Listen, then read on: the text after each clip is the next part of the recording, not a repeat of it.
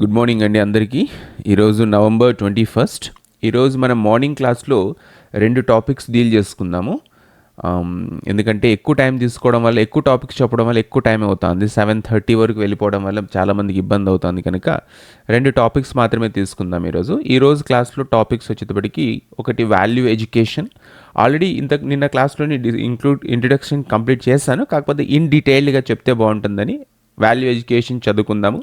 దాని తర్వాత మనము ఈరోజు అసలైన టాపిక్ ఏదైతే ఉందో, అడోలసెంట్ ఎడ్యుకేషన్ ఏదో ఉందో దాన్ని చదువుకుందాము. సో మనం వితౌట్ ఎనీ క్వశ్చన్స్, ఎందుకంటే నేను ఆల్రెడీ చేసాం కనుక వాల్యూ ఎడ్యుకేషన్ మీద మనం ఇంట్రొడక్షన్ లాగా చేసుకోకుండా డైరెక్ట్ టాపిక్లోకి వెళ్ళిపోదాం. సో మనకు వాల్యూ ఎడ్యుకేషన్లో ఇక్కడ కొన్ని థియరీ, అంటే ఎవరైతే ఉన్నారో, సైకాలజిస్టులు ఉన్నారో లేకపోతే ఎడ్యుకేషనిస్ట్ ఉన్నారో వాళ్ళు కొన్ని వాల్యూస్ని మనకి ఇక్కడ డిస్క్రైబ్ చేశారనమాట, లేదా వాల్యూస్ డెఫినేషన్ డిస్క్రైబ్ చేశారు. సో మీరు స్క్రీన్ షాట్ తీసుకోండి, నేను చదువుతూ ఉంటాను, ఒక్కొక్కటి చదువుతూ ఉంటాను, మీరు స్క్రీన్ షాట్ తీసుకుంటానండి. వాల్యూ ఎడ్యుకేషన్ ఎందుకు తీసుకురావాల్సి వచ్చింది అంటే, అది ఉద్దేశం ఏముందంటే పిల్లల్లో విలువలు పెంపొందించడం కోసము, గుణాత్మకంగా పిల్లల్ని అభివృద్ధి చెందడం కోసము, మన గుణాలు అభివృద్ధి చేయడం కోసం మనం ఏం చేస్తామంటే వాల్యూ ఎడ్యుకేషన్ని స్కూల్ ఎడ్యుకేషన్ సిస్టంలో వస్తాం. అంటే కేవలం వెళ్ళి క్లాస్లోకి వెళ్ళి పాఠాలు చెప్పడమే కాకుండా వాళ్ళని ఏం చేస్తారంటే వాల్యూస్ కూడా వాళ్ళలో డెవలప్ చేసేటట్లు, to inculcate values according to the current needs ప్రతి తీసుకునే దాన్ని వాల్యూ ఎడ్యుకేషన్ అని మనం ఇంట్రడక్షన్ కంప్లీట్ చేసుకున్నాం. గుడ్ మార్నింగ్ అండి. సో హెగెల్ ఏమంటారంటే, this cannot be achieved without values and passion, the goal of life is its value. So Hegel చెప్పేది అనమాట, మనం విద్యలో మంచి పిల్లల్ని తీసుకురావాలన్నా, లేకపోతే మంచి పౌరులుగా, సిటిజన్స్గా తయారు చేయాలంటే కూడా మనకు వాల్యూ ఎడ్యుకేషన్ అనేది ఖచ్చితంగా ఉండాలి ఎడ్యుకేషన్ సిస్టంలో అని. Inculcate values are one of the most important areas in education system అని హెగెల్ చెప్తాడు. నెక్స్ట్ హెచ్ఎం జాన్సన్ ఏం చెప్తాడంటే, values are general standards by which people follow అని హెచ్ఎం జాన్సన్. ఎగ్జామ్లో మీకు ఇలాగే అడుగుతారు, 4 డెఫినేషన్లు ఇచ్చి who set this definition and value education అడిగినప్పుడు మీరు వాల్యూ ఎడ్యుకేషన్ సంబంధించి దాన్ని గుర్తుపెట్టుకోవాలి. నెక్స్ట్ కనింగ్హామ్ వచ్చి educational goals are educational values అంటాడు. అంటే మీరు ఏవైతే విద్యలో నేర్పించాలని చూస్తున్నారో అవన్నీ కూడా వాల్యూస్ నేర్పించడం కోసమే అని చెప్తున్నాడు. బ్రూచర్ వచ్చేటప్పటికి a person's goals are his educational values అని బ్రూచర్ చెప్తున్నారు అనమాట. రాసుకుంటూ ఉండండి, రాసుకుంటే మంచిది, లేదా స్క్రీన్ షాట్ తీసుకోండి సరిపోతుంది. జాన్ డీవే వచ్చేటప్పటికి whatever we look at lovingly, whatever we want to get, whatever we admire, prize, imagine and appreciate can be termed as value. So value అంటే ఏమి అని వచ్చినప్పటికీ John Dewey definition ఏముందంటే, whatever we look at lovingly, ఏదైతే మనకు నచ్చుతుందో, whatever we want to get, ఏదైతే మనం కోరుకుంటామో, వాట్ ఎవర్ వి అడ్మైర్, దేన్నైతే మనం చాలా గొప్పగా అని చెప్తాము, ప్రైజ్ చేస్తామో, పొగుడుతామో, ఇమాజిన్ చేసుకుంటామో, ఊహించుకుంటామో, అండ్ అప్రిషియేట్ చేస్తామో can be termed as value అని జాన్ డీవే అంటున్నాడు. ఇంకొకటి వాల్యూ కూడా చెప్పాడు, values are a gift worthy of respect, worth counting, not limited to morality అని జాన్ డీవే 2 మనకు డెఫినేషన్స్ ఇచ్చినారనమాట. మీరు ఇచ్చినటువంటి మెటీరియల్లోంచి తీసుకున్నాను ఇది. నెక్స్ట్ ఆల్పోర్ట్ వచ్చేటప్పటికి aspiration is the greatest value in man's character అని చెప్తున్నారు. కేసీ ఒట్టావా వచ్చేటప్పటికి values are the ideals of human life, అంటే మొత్తం మనిషి జీవితానికే విలువలు అనేవి చాలా ప్రధానమైనవి అంటూ ఒట్టావా చెప్తున్నారు. చార్ల్స్ మోరిస్ వచ్చేటప్పటికి values are the difference between good and bad, మంచి వ్యక్తి చెడు వ్యక్తికి మధ్య తేడాని విలువలు మాత్రమే చూపిస్తాయి అంటూ చెప్తున్నాడు. So you can take screenshot, or if you want to write down you can write down quickly. రాసుకునే వాళ్ళు రాసుకోండి, స్క్రీన్ షాట్ తీసుకునే వాళ్ళు స్క్రీన్ షాట్ తీసుకోండి. నెక్స్ట్ మనకు డెఫినేషన్, వాల్యూ ఎడ్యుకేషన్ డెఫినేషన్ ఏముందంటే, value education aims to instil ethical principles and social values in students. So ఏమి యాక్చువల్గా వాల్యూ ఎడ్యుకేషన్లో మనకు ఏమి కాంపోనెంట్స్ ఉంటాయి అని వస్తే, ఎథికల్ ప్రిన్సిపల్స్, తర్వాత సోషల్ వాల్యూస్ అనమాట. అంటే ఎథిక్స్ అంటారు చూడండి, వాల్యూస్, ఎథిక్స్, మోరల్స్ ఇలాంటివన్నీ ఉంటాయి కదా, అవన్నీ ఎథికల్ ప్రిన్సిపల్స్ని, సోషల్ వాల్యూస్ని స్టూడెంట్స్లోకి ఇన్స్టిల్ చేయడం కోసము, to shape responsible and morally upright citizens. అంటే చదువు కేవలం సంపాదించుకోవడం కోసమే కాకుండా పిల్లల్లో ఏం చేయాలనుకుంటున్నారు, దేశానికి ఉపయోగపడేవంటి పౌరులలాగా, గుడ్ సిటిజన్స్ లాగా వాళ్ళని తయారు చేయడం అనేది డెఫినేషన్ అనమాట. ఆబ్జెక్టివ్స్ ఏముంది, foster respect, honesty and cooperation. తర్వాత encourage responsibility and accountability. Next promote understanding of cultural and societal norms. So ఇవి యొక్క ఆబ్జెక్టివ్స్ అనమాట వాల్యూ ఎడ్యుకేషన్కి. రాసుకుంటూ ఉండండి. సో ఆబ్జెక్టివ్స్ చెప్పి foster respect, honesty, empathy and cooperation, encourage responsibility and accountability, next promote understanding of culture and societal norms. ఇవి value education యొక్క objectives. అంటే మనుషుల్లో ఆనెస్టీ, నిజాయితీని, ఎంపతిని, అవతల వ్యక్తుల ప్రాబ్లమ్స్లో అంటే అర్థం చేసుకునే శక్తిని, కోఆపరేషన్, ఒకరికొకరికి కోఆపరేటివ్ అంటే మీన్స్ సంయోగ్యం అనుకుంటా తెలుగులో వచ్చేటప్పటికి, ఒకరితో కలిసిమెలిసి పని చేసుకుని జీవితం బతకడం. ఎంకరేజ్ రెస్పాన్సిబిలిటీ అండ్ అకౌంటబిలిటీ, తమ యొక్క బాధ్యతలు తమ పరిపూర్ణంగా నిర్వర్తించడానికి, తను చేసే పనులకి తను బాధ్యత వహించడానికి అకౌంటబిలిటీ ఉంటుంది. కల్చరల్ అండ్ సొసైటల్ నార్మ్స్ అర్థం చేసుకోవాలి. ఇది వాల్యూ ఎడ్యుకేషన్ యొక్క ఆబ్జెక్టివ్స్. నెక్స్ట్ మనం చదువుకుంటే వాల్యూస్ ఇన్ ఎడ్యుకేషన్లో ఏముంటాయి, కీ మోరల్ వాల్యూస్ అని ఏమి ఇచ్చినారు. మీకు చార్ట్ ఆల్రెడీ చూపించినాను, ఇంకొకసారి ఎక్స్ప్లెయిన్ చేసి చార్ట్ కూడా చూపిస్తాం మీకు. మనం ఏదైతే నేను ట్రీ డయాగ్రామ్ చూసుకున్నామో అది రెస్పెక్ట్ అనమాట. ఎడ్యుకేషన్ సిస్టంలో వాల్యూస్ వచ్చేటప్పటికి రెస్పెక్ట్ అంటే టీచర్స్కి, పిల్లల్లో టీచర్స్కి, తర్వాత తన ఫ్రెండ్ క్లాస్మేట్స్కి, తర్వాత తన చుట్టూ ఉన్నటువంటి సమాజానికి వాళ్ళు గౌరవించే విధంగా తయారు చేయాలి. ఇంటిగ్రిటీ అనమాట, అంటే maintaining honesty in academics and personal life, కాపీలు కొట్టుకోకుండా, చీటింగ్ చేయకోకుండా ఉండాలి. తర్వాత పర్సనల్ లైఫ్లో కూడా విలువలు కట్టుబడి ఉండాలి. ఎంపతి అనమాట, అంటే understanding and sharing feelings of others, అవతల వ్యక్తుల యొక్క కష్టసుఖాలని అర్థం చేసుకుని దాంట్లో పాలు పంచుకునే శక్తి ఉండగలగాలి.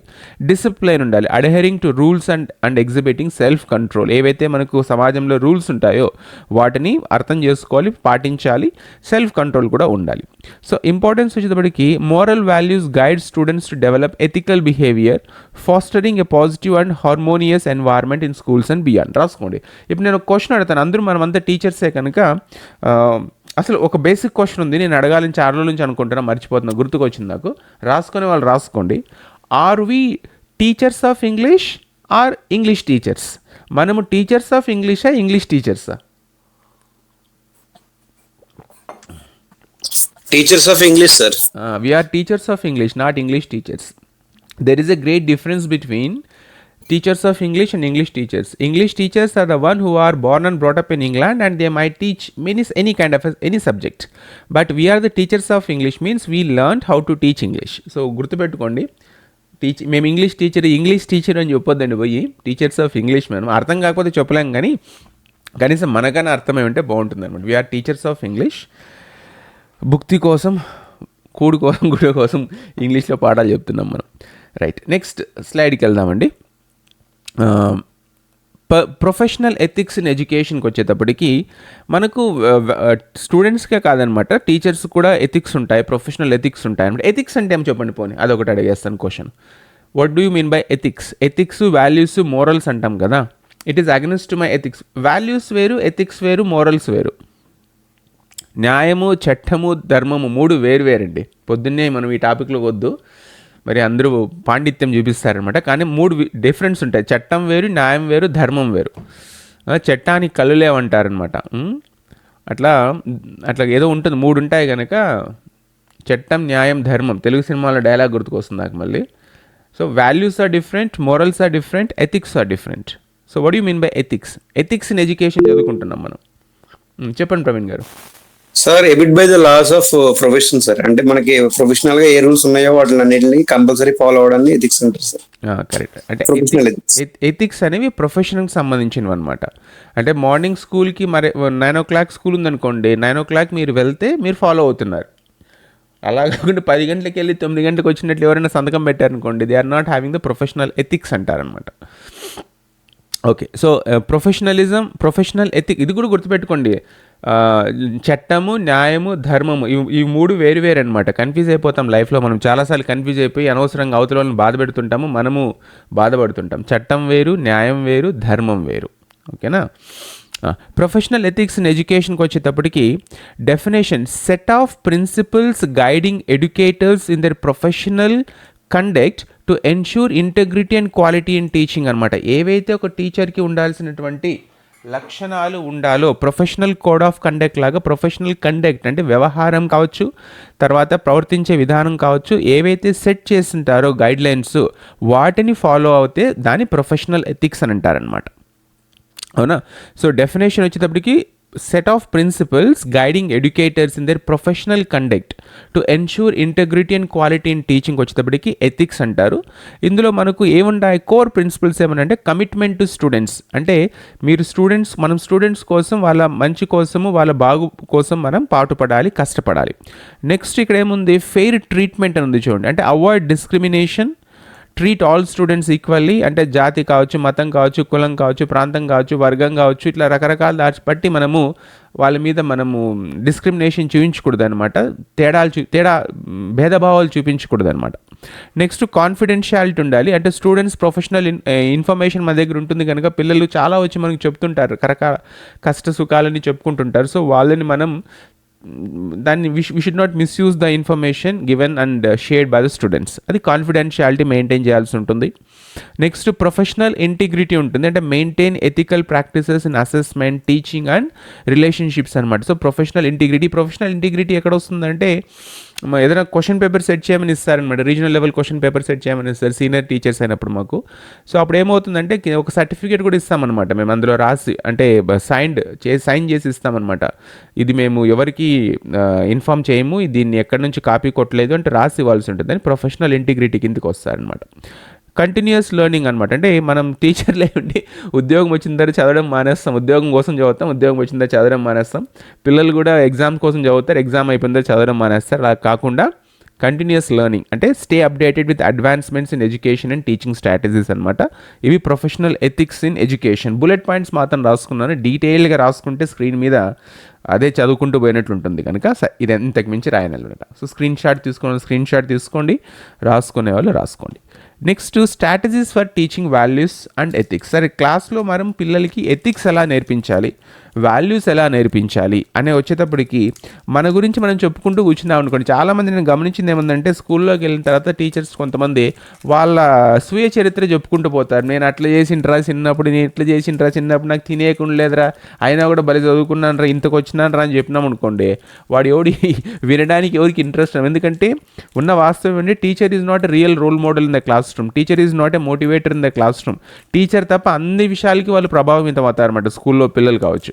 కనుక మన గురించి చెప్పుకోవడం అనేది ఆపేసేసి ఎలా చెప్తే పిల్లల్లో వాల్యూస్ అనేవి ఉంటాయి. నేను చాలా నిజాయితీగా ఉంటానని చెప్పిన అనుకోండి, ఎవరు పిల్లలు అందరూ నవ్వుతారు, ఎవరు నమ్మరనమాట. సో అట్లా చెప్పకూడదు అనమాట. దానికి రకరకాల కథలు ఉన్నాయి, తమాషా కథలు ఉన్నాయి. పొద్దున్నే చెప్పుకుంటూ కూర్చుంటే టైం వేస్ట్ అవుతుంది. సాయంత్రం ఎవరైనా గుర్తు చేయండి నాకు, వాల్యూ ఎడ్యుకేషన్ మీద ఒక కథ చెప్తారనమాట, తమాషా సరదా కథ అనమాట. నెక్స్ట్ స్ట్రాటజీస్ ఫర్ ఒక నలుగురు ఉంటారండి, టీచర్ ఉంటాడు, తర్వాత ఆర్మీ సోల్జర్ ఉంటారు, తర్వాత వ్యవసాయం చేసే ఫార్మర్ ఉంటారు, ఇంకొక అతను వేరే నలుగురు ఉంటారనమాట. ఆ నలుగురు మాట్లాడుకుంటూ ఉంటారనమాట విలువల గురించి. Strategies for teaching values and ఎథిక్స్కి వచ్చేటప్పటికి మనకి ఎలా చెప్తే బాగుంటుంది అనేటప్పటికి స్టోరీ టెల్లింగ్ టెక్నిక్ తీసుకోవాలి, తర్వాత గ్రూప్ యాక్టివిటీస్ చేయాలి, రోల్ ప్లే ఉంటుంది, డిస్కషన్స్ ఉంటాయి. సో ఈ 4 టెక్నిక్స్ వాడి మనం ఏం చేయొచ్చు అంటే పిల్లల్లో వాల్యూ ఎడ్యుకేషన్ని మనము ఇన్కల్టికేట్ చేయడానికి మనకు అవకాశం ఉంటుంది. Story telling, group activities, role playing and discussions, these are the 4 things. తర్వాత నిన్న మనం చదువుకున్నాం అనమాట, ఈ వాల్యూస్లో మనకి ఏవేవి ఉన్నాయని వచ్చేప్పటికి స్పిరిచువల్ వాల్యూస్ ఉంటాయి, తర్వాత వర్డ్లీ వాల్యూస్ ఉంటాయి, లేదా దాన్ని ఫిజికల్ వాల్యూస్ అంటాము. స్పిరిచువల్ వాల్యూస్కి వచ్చేటప్పటికి రిలీజియస్ మైండెడ్ ఒకటి వాల్యూ ఉంటుంది, గాడ్ ఫీరింగ్ మైండ్, తర్వాత holy minded, devotional, self control, ఇవన్నీ కూడా స్పిరిచువల్ వాల్యూస్ కిందకి వస్తాయన్నమాట. నెక్స్ట్ వరల్డ్లీ వాల్యూస్కి వచ్చేటప్పటికి ఏమున్నాయంటే ఇంటలెక్చువల్ వాల్యూస్ ఉన్నాయి, ఎథికల్ వాల్యూస్ ఉన్నాయి, సెక్యులర్ వాల్యూస్ ఉన్నాయి.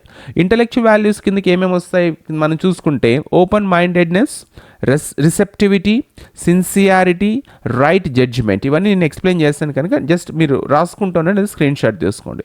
ఎథికల్ వాల్యూస్కి వచ్చేటప్పటికి honesty, truthfulness, kindness, good character and conduct, moral stability, తర్వాత జస్టిస్లో మళ్ళీ సబ్ డివిజన్స్ ఉన్నాయి, టాలరెన్స్, తర్వాత cooperation, discipline, sociable and altruism.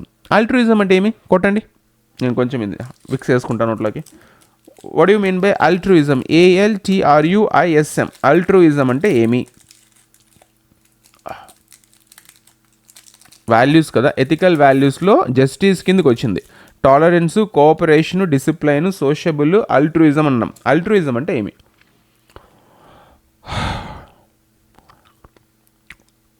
అల్ట్రూయిజం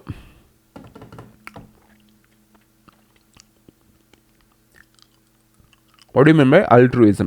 ALTRUISM. కొట్టండి, గూగుల్ కొట్టండి, గూగుల్ తల్లి ఉంది కదా మనకి. What do you mean by altruism? The fact of caring about the needs and happiness of other people more than. ఎక్కడ పోయిన టెక్స్ట్ మెసేజ్? ఒక్క నిమిషం,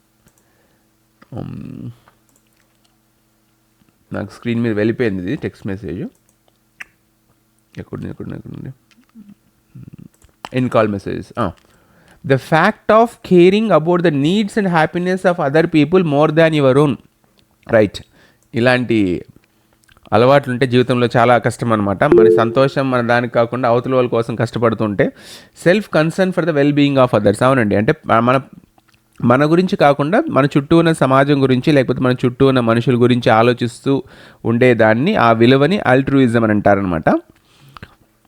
నెక్స్ట్ మనకు సెక్యులర్ వాల్యూస్ ఉన్నాయి. Equality, fraternity, freedom of expression. ఇప్పుడు మనకు గ్రూప్లో చాలామంది మెసేజ్లు పెడుతుంటారంటూ, సార్ మాకు ఓవర్ ల్యాపింగ్ అయిపోతుంది ఇన్ఫర్మేషన్ అంటున్నారు. అదొక వాల్యూ అండి, అది మనకు సెక్యులర్ వాల్యూ అనమాట. అందరూ they have the right to express కనుక, ఫ్రీడమ్ ఆఫ్ ఎక్స్ప్రెషన్ కనుక అందరూ ఎక్స్ప్రెస్ చేస్తుంటారు. ఎవరైనా మీరు ఎక్స్ప్రెస్ చేద్దారంటే బాధపడతారు అనమాట. అది ఒక వాళ్ళ ఫండమెంటల్ రైట్. అది freedom of expression is secure value. So రాసుకోండి, లేదా స్క్రీన్ షాట్ తీసుకోండి. స్క్రీన్ షాట్ తీసుకుని మార్నింగ్ టైం నాకు అర్థమైంది ఏమంటే ఎక్కువ కంటెంట్ తీసుకోకూడదు, ఎక్కువ ఎక్స్ప్లెనేషన్ కూడా చేయకూడదు అనమాట. ఎందుకంటే టైం బియాండ్ వెళ్ళిపోవడం వల్ల ఏమవుతుందంటే అందరికీ నాకు చెప్తున్న టెన్షన్ అనిపిస్తుంటుంది, లేట్ అయిపోతుందని, మీకు కూడా వెళ్ళిపోదాం అనిపిస్తుంటుంది. సో ఇది వాల్యూ ఎడ్యుకేషన్ గురించి ఇంట్రడక్షను. తర్వాత ఎలాంటి వాల్యూస్ ఉంటాయి, తర్వాత ఎలా మనం వాళ్ళ పిల్లలు ఇన్కల్టికేట్ చేయాలి, తర్వాత ప్రొఫెషనల్ ఎథిక్స్ మనకు ఏముంటాయి, తర్వాత వరల్డ్లీ వాల్యూస్ అంటే ఏమి, స్పిరిచువల్ వాల్యూస్ అంటే ఏమి, తర్వాత సబ్ కేటగిరీస్ ఏమని మనం ఈరోజు చదువుకున్నాం. సో ఇది రిపిటేషన్ ఆఫ్ ద టాపిక్ అనమాట. వాల్యూ ఎడ్యుకేషన్ కంప్లీట్ అయిపోయింది. ఏదైతే మనకు సిలబస్ ఉందో ఒకసారి మనం వెళ్దాంలేండి, ఎందుకంటే వ్యాస్ట్గా ఉంది సిలబస్. దీన్ని అటు అటు కొడుతూ చెప్తున్నారనమాట. సో ఇది మనకున్నటువంటి ఎడ్యుకేషనల్ కన్సర్న్స్ ఇన్ కాంటెంపరీ ఇండియాలో. డెమోక్రసీ ఇది ఒకటి ఉంది ఫస్ట్, తర్వాత economics of education, population of education. నేనేం చేస్తున్నానంటే కొంచెం అటు ఇటు నాకు మెటీరియల్ దొరికిన దాన్ని బట్టి, నాకు అర్థమైన దాన్ని బట్టి నేను ఆ టాపిక్స్ తీసుకొని వస్తున్నాను అనమాట. సో మనం ఇక్కడికి వచ్చేటప్పటికి ఇవి కంప్లీట్ అయిపోయింది. Current trends in education, programs and projects complete అయిపోయింది. నెక్స్ట్ నిన్నటి క్లాస్లో మనము ఇన్క్లూజివ్ ఎడ్యుకేషన్ కంప్లీట్ చేసుకున్నాము. సో ఈరోజు దానికే మనకు రిలేటెడ్ టాపిక్ ఉందన్నమాట. అడాలసెన్స్ ఎడ్యుకేషన్ ఉంది.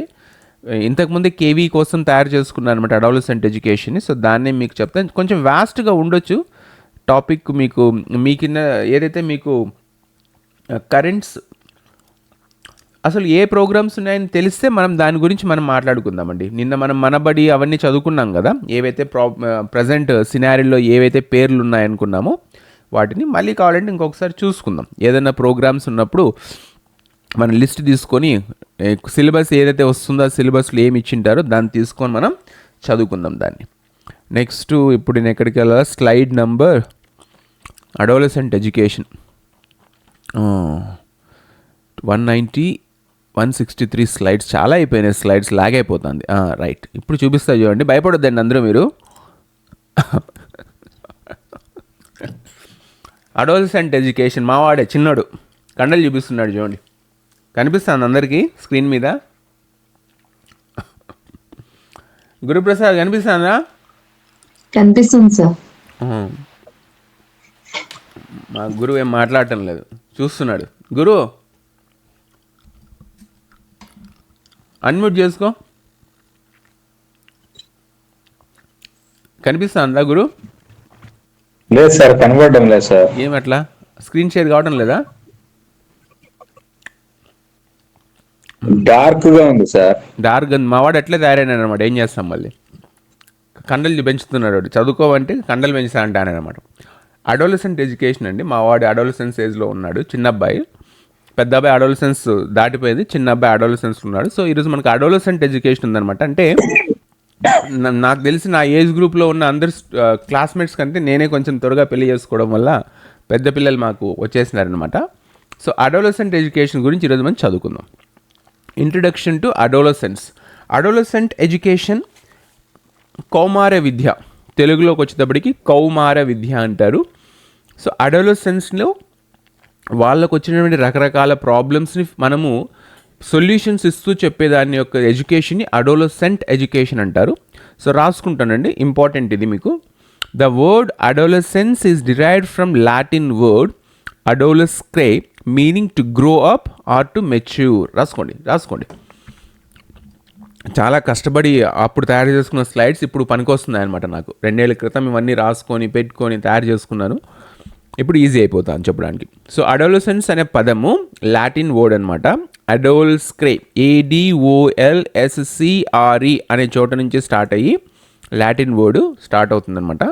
దాని యొక్క మీనింగ్ ఏమంటే to grow up or to mature. దాని పదాలకు అర్థం, అడోలస్క్రే అనే దానికి పదానికి అర్థం to grow up or to mature. So మనమందరూ కూడా ఈ అడోలసెంట్ స్టేజ్ని మనం దాటేసి వచ్చేసాము కనుక మనకు కూడా చాలా వరకు అర్థమవుతుంది. మనకు ఆ స్టేజ్లో మనం ఎలాంటి పనులు చేసినాం అనేది అందరికీ గుర్తుంటే మంచిది, గుర్తు పెట్టుకోండి. ఎందుకంటే పిల్లలు చేసినప్పుడు కోపం వచ్చి కొడతారు చూడండి. నాకు ఇది చాలామంది నేను చెప్తుంటాను, మీకు కూడా చెప్తుంటాను. స్కూల్లో టీచర్స్కి కొంతమందికి, ముఖ్యంగా లేడీ టీచర్స్కి ఎవరైనా అమ్మాయిలు ఏదైనా చిన్న పొరపాటు చేసిన అనుకోండి, చాలా విపరీతమైన కోపం వస్తుంది. పిలిచికెళ్ళి స్టాఫ్ రూమ్లో పిలిచికెళ్ళి బాగా కొడతారనమాట, తిడతారు, కొడతారు. నేను మళ్ళీ అడిగిన ఎందుకండి అంత చిన్నదానికి ఎందుకు అంత రియాక్ట్ అయినారు మీరు అంటే, లేదు సార్ మీకు తెలుసు సార్ ఈ అమ్మాయిలని ఇలా చేయకపోతే చెడిపోతారు సార్ అంటారు. ఫస్ట్లో అర్థమైంది కదా, తర్వాత నాకు అర్థమైంది ఏమనంటే ఎవరైతే మా కలీగ్స్ ఉంటారో, లేడీ టీచర్స్ ఉంటారో, వీళ్ళు కూడా ఇలాంటి పనులు చిన్నప్పుడు చేసి దాని ప్రభావం వల్ల వాళ్ళు ఏదో సాధిద్దాం అనుకుంటారు జీవితంలో. అలా సాధించుకోకుండా నార్మల్గా టీచర్స్ అయిపోయే యొక్క ఫ్రస్ట్రేషన్తో వాళ్ళ బాధ, కోపం, అంటే ఎదుటి వ్యక్తి ఏదైనా మనం చేసిన తప్పుని చేసినారనుకోండి, దాని యొక్క కాన్సిక్వెన్సెస్ వీళ్ళకి తెలుసు కనుక ఆ కోపంలో నుంచి వచ్చి కొడతారనమాట వాళ్ళు. తర్వాత అర్థమవుతుంది పాపం అలాంటి స్టేజ్లో వాళ్ళు ఇంకేం చేయలేక కనీసం పిల్లల జీవితాలు, అంటే మన జీవితాలు మనం మార్చుకోలేక చివరికి పిల్లల జీవితాలు మారుద్దామని విపరీతంగా ప్రయత్నం చేస్తాం. పిల్లలు వినరు అనమాట, విపరీతంగా ద్వేషిస్తారు. కనుక మన జీవితంలో మనం చేసినవి ఎదుటి వాళ్ళు చేస్తున్నప్పుడు అది మనకు మొత్తం గుర్తుకొస్తుంది అనమాట, కోపం వస్తుంది. లాస్ట్కి బాధపడతారు వచ్చింది, నన్ను ఎవరైనా అప్పుడు చెప్పింటే బాగుండేది సార్, నేను కొంచెం నా జీవితంలో బాగుపడతా అంటే ఇట్లా అయిపోయినాను అని ఫీల్ అవుతా అంటారు అనమాట. So adolescence mean to grow up or to mature, right. So మావాడే 12th క్లాస్ చదువుతున్నాడు.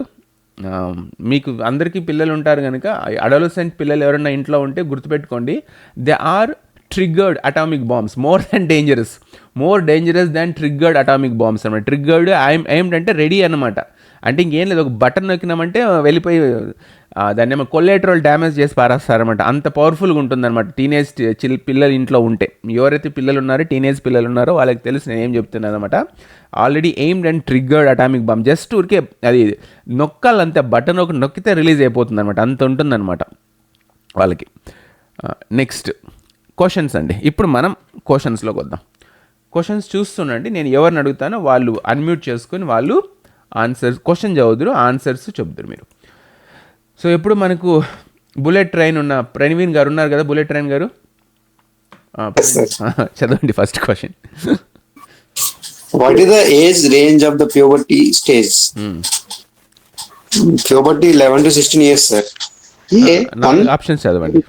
1 10 to 12 years, 2 6 to 12 years, 3 11 to 16 years, 4 8 to 10 years. Right. So according to the psychology adolescent education ప్రకారము what is the age range of the puberty stage? మిగతా వాళ్ళు text పెట్టండి, message పెట్టండి త్వరగా. చాలా ఉన్నాయి క్వశ్చన్స్, దీని మీద ముందే రాసుకున్నాను కనుక చాలా ఎక్కువ ఉన్నాయి.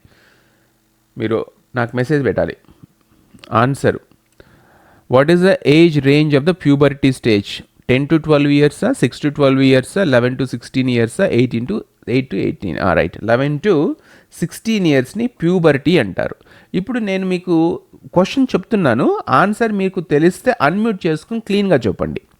What is the difference between adolescence and puberty? అడోలసెంట్కి ప్యూబర్టీకి అడోలసెన్స్కి ప్యూబర్టీకి ఏం తేడా ఉంది? What is the difference between adolescence and puberty? ప్యూబర్టీకి అడోలసెన్స్కి సార్ చెప్పండి అమ్మా. సార్ అబ్బాయిల్లో వచ్చే మార్పుల్ని అడాలసెన్స్ గా గుర్తిస్తాము, అమ్మాయిల్లో వచ్చే మార్పుని ప్యూబర్టీగా గుర్తిస్తాం సార్. ఓకే, మిగతా వాళ్ళు ఎవరైనా చెప్పండి. Is she right? సార్ చెప్పండి. హార్మోనల్ అండ్ ఫిజికల్ చేంజెస్ వస్తాయి సార్ బోత్ అడాలసెన్స్. అంటే ప్యూబర్టీ అంటే that means first time hormones will be released sir. మరి ఆ అడోలసెన్స్ స్టేజ్ ని అడల్సెన్స్ అంటాం సార్.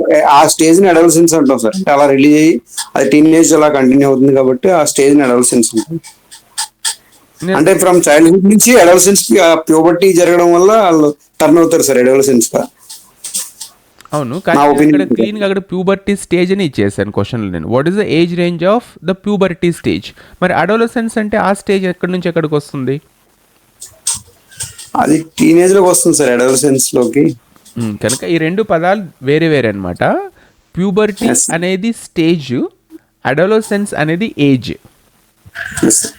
మనకు ఏజ్ ఉంటుంది కదా, ఫిజికల్ ఏజ్ ఉంటుంది, సైకలాజికల్ ఏజెస్ ఉంటాయి మనకు. కానీ ప్యూబర్టీ అనేది ఒక స్టేజ్ అనమాట. హార్మోనల్ చేంజెస్ అనేవి స్టార్ట్ అవుతాయి అనమాట. So what is the male hormone? అందరూ చెప్పొచ్చు. Testosterone sir.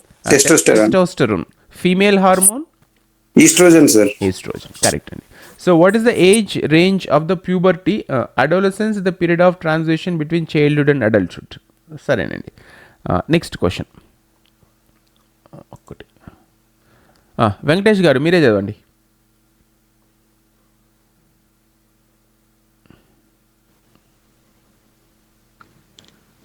Girls surpass boys physically in the first infancy, later childhood, early childhood, for adolescence. Girls surpass boys physically in the infancy or later childhood, early childhood, adolescence. ఏ స్టేజ్లో girls boys కంటే త్వరగా growth hormones ఉంటాయి, release అవుతాయి అనమాట. Physically వాళ్ళు చాలా ఫాస్ట్గా develop అవుతుంది అనమాట వాళ్ళ బాడీ. ఏ స్టేజ్లో? ఇన్ఫాన్సీనా, లేటర్ చైల్డ్హుడా, ఎర్లీ చైల్డ్హుడా, అడోలసెన్స్? టెక్స్ట్ మెసేజెస్ అండి అందరూ. రైట్, అడోలసెన్స్ ఎర్లీ చైల్డ్హుడ్ కాదు. ఆలోచించండి. Girls suppose boys physically in the థర్డా ఫోర్ అండి. అడోలసెన్స్ వాళ్ళకు ఫిజికల్ గ్రోత్ ఫాస్ట్గా ఉంటుంది అనమాట. అమ్మాయిలు త్వరగా ఎదిగిపోతారంటారు మనం తెలుగులో మాట్లాడుకుంటే. Right, next question. గురుప్రసాద్ చదువు. స్క్రీన్ కనిపిస్తుందా గురు? లేదు సార్, నాట్ విజిబుల్ సార్. ఏం అలిగినావా?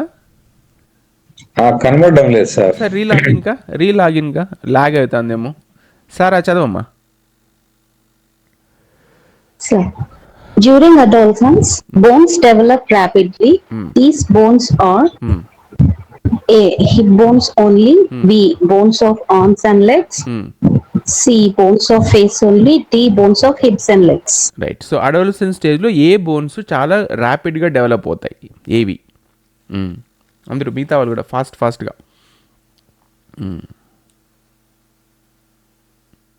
కరెక్ట్ అండి. Bones of hips and legs, కాళ్ళు తర్వాత హిప్ బోన్స్ ఉంటాయి కదా, అవి ఫాస్ట్గా డెవలప్ అవుతాయి అన్నమాట. అబ్బాయిల్లో కావచ్చు, అమ్మాయిల్లో కావచ్చు, ఇవి ఫాస్ట్గా డెవలప్ అవుతాయి. గ్రోత్ స్పోర్ట్ అని వస్తుందన్నమాట. చాలా త్వరగా వాడు 8th క్లాస్ వరకు పొట్టుకుంటే 9th క్లాస్కి వస్తే ఒక్కసారి పొడుగ్గా అయిపోతాడు, తాటిమానలాగా పెరిగిపోతాడు అనమాట వాడు. నెక్స్ట్ క్వశ్చన్ అండి. చక్రవర్తి గారు చదవండి. Adolescence is a period of great conflict, tension, storm, and opposition. Is the statement of Skinner, Stanley Hall, E.A. Kilpatrick, and Thorndike. So adolescence is a period of great conflict, tension, storm, and opposition అని ఎవరు చెప్పారు?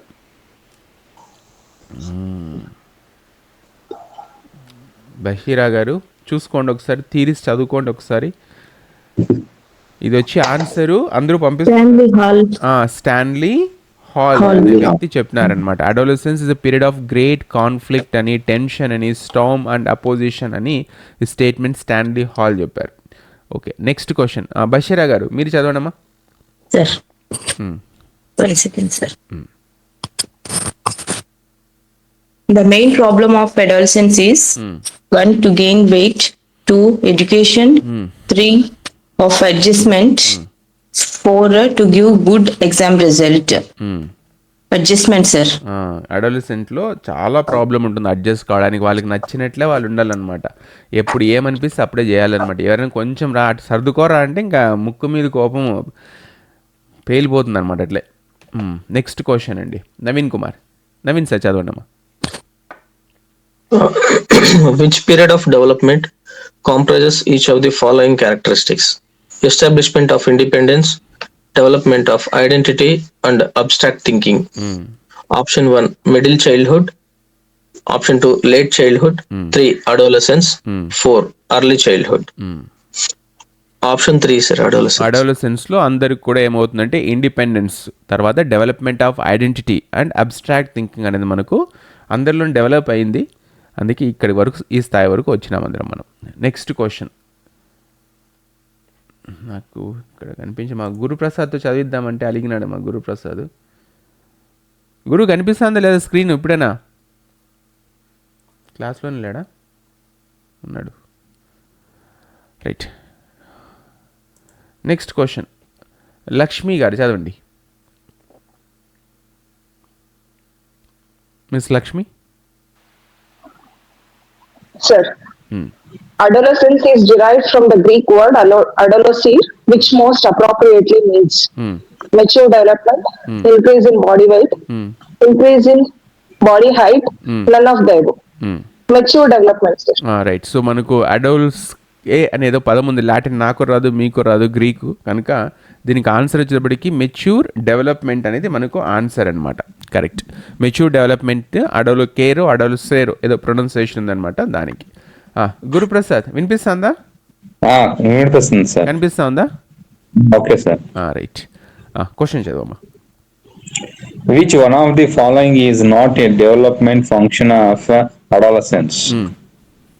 A, business selection. B, achieve object stabilization. D, development of self identity. So D, accepting physical changes. ఏది కాదు? Which one of the following is not a developmental function of adolescence?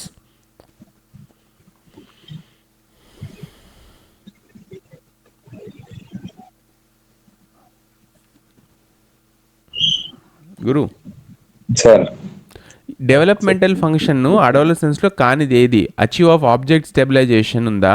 Development of self identity, accepting physical changes and business సెలెక్షన్లో ఏది కాదు function? Business selection.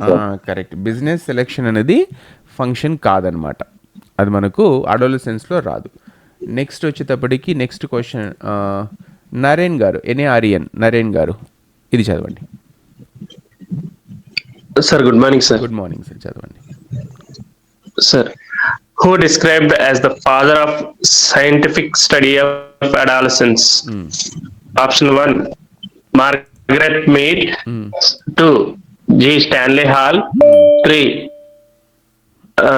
Letta Hollingworth. 4, Aristotle. Right. అందరూ చూసుకోండి. Who is described as a father of the scientific study of adolescence? అడోలసెన్స్ని scientific స్టడీకి answer వచ్చేసిందండి G Stanley Hall. Morning పూట ఎక్కువ డిస్కషన్స్ లేకుండా మనం ఫటాఫట్ అని ముందుకి వెళ్ళిపోదాం. సో నరేన్ గారు ఆన్సర్ వచ్చేటప్పటికి G Stanley Hall. Okay, mute చేసుకోండి. నెక్స్ట్ క్వశ్చన్ షిబా గారు చదవండి అమ్మా. Shiba. Yes, sir. Which of the following statement is incorrect about the physical development of adolescents? Development of secondary sex symptoms, increase in physical activities and abilities, increase in muscular strength, early proportion have no change. Incorrect statement.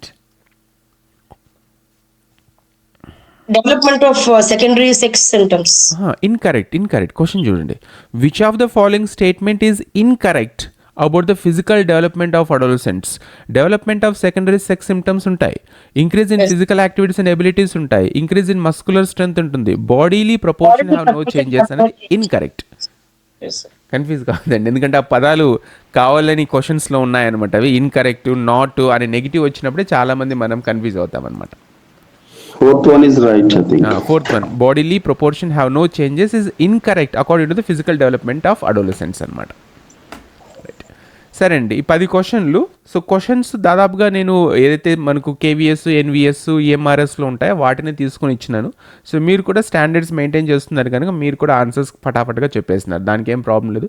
చదువు అనేది ఒకటేనండి, ఎక్కడ చదువుకున్నా చదువే అనమాట. పల్లెలో చదువుకున్నా అదే చదువుకుంటాం, సిటీలో చదువుకున్నా అదే చదువుకుంటాం. కాకపోతే కొంచెం ఎక్స్పోజర్ అనేది వాళ్ళకి సిటీలో ఉన్న వాళ్ళకి దొరుకుతుంది, మనకు దొరికిండకపోవచ్చు అంతే తప్ప there is no big difference between. ఇంకొకటి మనందరికీ తెలిసిందే, నమ్మడం కానీ వాస్తవం ఏమంటే సిటీలో వాళ్ళ పిల్లల కంటే కూడా ఎవరైతే పల్లెటూరులో పిల్లలు చదువుకుంటారో మనకు ఎక్కువ టాలెంట్ ఉంటుంది, తర్వాత ఇంటెలిజెన్స్ ఉంటుంది అనమాట, డిస్ట్రాక్షన్స్ తక్కువ ఉంటాయి మనకు. సరే, నెక్స్ట్ మనం ఈరోజు క్లాస్లో ఏముందో చదువుకుంటూ వెళ్తాను. ఆల్రెడీ ప్రిపేర్ చేసుకుని అడోలసెన్స్ ఎడ్యుకేషన్, ఇన్క్లూజివ్ ఎడ్యుకేషన్ ఇవంతా ముందే స్లైడ్స్ నా దగ్గర ఉన్నాయి కనుక వాటిని మీకు చదువుతా అంటే ఎక్స్ప్లెయిన్ చేస్తూ వెళ్తాను. ఇన్ఫర్మేషన్ ఇంపార్టెంట్ కనుక రాసుకుంటుండండి, లేదా స్క్రీన్ షాట్ తీసుకోండి. 6:40 అయింది, ఇంకా 20 minutesలో ఖచ్చితంగా స్టాప్ చేసేస్తా క్లాస్, ఎందుకంటే మీకు అందరికీ ఇబ్బంది కాకూడదు.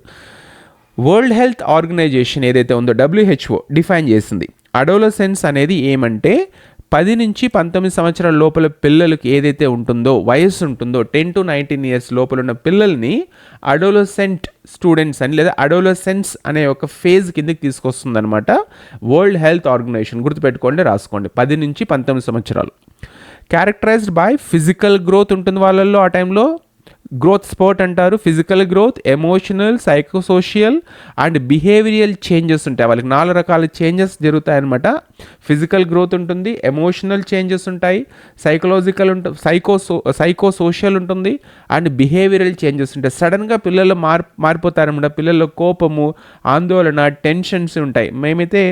నేనైతే చెప్తుంటాను స్టూడెంట్స్కి, 12th class స్టూడెంట్స్కి ఉన్నటువంటి టెన్షన్ ఎంత ఉంటుందంటే, సిబిఎస్ఈ బోర్డ్ కావచ్చు, ఏదైనా కావచ్చు, ఇప్పుడు 12th class పిల్లల్లో ఉన్నటువంటి tension is equivalent to the tension stress experienced by a person who is going to commit suicide next second.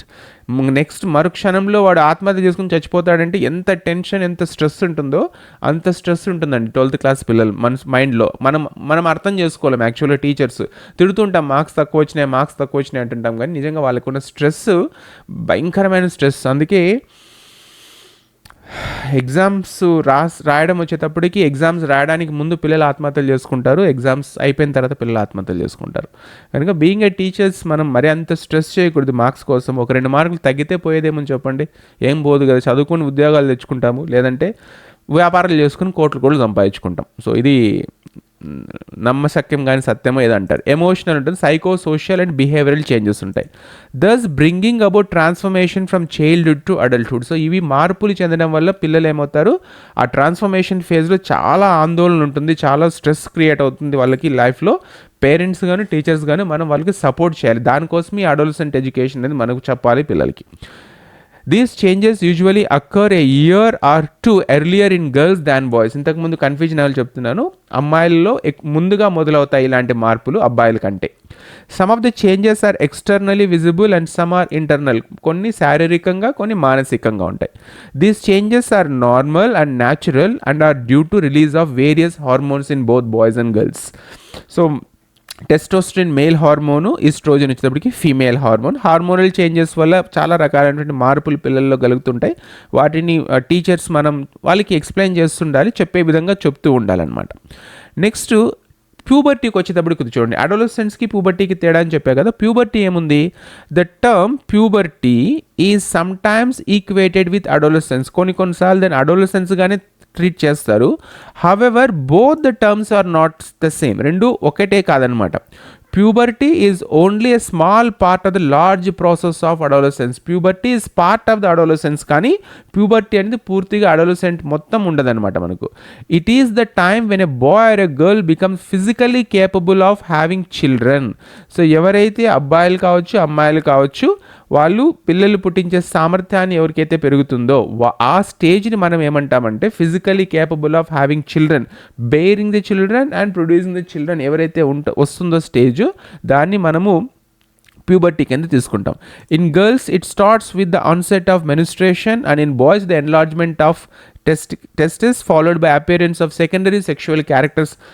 మీసాలు, గడ్డాలు ఇవన్నీ రావడం మొదలు పెడతాయి అన్నమాట. While puberty refers to the ఒక్క నిమిషం. While puberty refers to the physical and sexual maturation of both boys and girls, and the term adolescence also includes cognitive, social and behavioral characteristics of this period.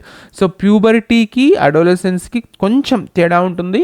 Puberty is part of adolescence, but adolescence is the 10 నుంచి 19 సంవత్సరాల లోపల ఉన్న మొత్తం ఈ యొక్క ఫేజ్ని, స్టేజ్ని మన జీవితంలో దాన్ని అడోలసెన్స్ అని అంటారు. ప్యూబర్టీ అనేది ఒక చిన్న పార్ట్ లాగా ఉంటుందన్నమాట. ఎస్పెషలీ ఇది దేని కిందికి వస్తుందంటే it is the time when a bye and a girl become physically capable of having children. ఇది ప్యూబర్టీ స్టేజ్ అని అంటారు. సో రెండింటికి తేడా ఉంది, దాని ఎగ్జామ్లో అడిగితే జాగ్రత్తగా రాయండి. నెక్స్ట్ ఏమేం చేంజెస్ వస్తాయి? ఫిజికల్ చేంజెస్ ఇన్ అడోలసెంట్ బాయ్స్లో ఎలాంటి చేంజెస్ వస్తాయి అంటే physical changes in adolescents boys include the following. ఒకటి, గ్రోత్ స్పర్ట్ అక్కర్స్, సడన్గా పొడుగు పెరగడము, బలంగా తయారైపోవడము, ఇవన్నీ జరుగుతాయి. నెక్స్ట్ షోల్డర్స్ బ్రాడన్ అవుతాయి అన్నమాట, విశాలమైనటువంటి భుజాలు మొదలవుతాయి. మసల్ డెవలప్, కండలు రావడం మొదలు పెడతాయి. స్కిన్ బికమ్స్ ఆయిలీ, పింపుల్స్ రావడము, మొటిమలు రావడము, చాలా ఇబ్బంది పడతారు చూడండి. ఇవంతా బికాస్ ఆఫ్ అడోలసెంట్స్ సిమ్టమ్స్ అనమాట. వాయిస్ డీపెన్స్, గొంతు బొంగరు పోతుంది. Growth of moustaches and beard, గడ్డాలు మీసాలు వస్తాయి. Growth of under arm, chest and genital hair మొదలవుతుంది. పెనీస్ అండ్ టెస్టెస్ ఎన్లార్జ్ అవుతాయి. స్పర్మ్ ప్రొడక్షన్ బిగిన్ అవుతుంది అనమాట. ఇవన్నీ సహజమైనటువంటివి. పిల్లల్లో ఇలాంటివి కనిపించినప్పుడు తల్లిదండ్రులుగా కూడా మనం అర్థం చేసుకోవాలి, టీచర్స్గా కూడా అర్థం చేసుకోవాలి మనం. అంతేగాని వెధవ మాటలు మనం మాట్లాడకూడదు అనమాట. చాలామంది మాట్లాడతారు కనుక చెప్తున్నాం. Next, physical changes in adolescent girls వచ్చేటప్పటికి గ్రోత్ స్పర్ట్ వాళ్ళల్లో కూడా జరుగుతుంది. బ్రెస్ట్ డెవలప్మెంట్ ఉంటుంది. Skin becomes oily, hips widen, waist line narrows. తర్వాత growth of under arm and genital hair, external genital enlargement ఉంటుంది.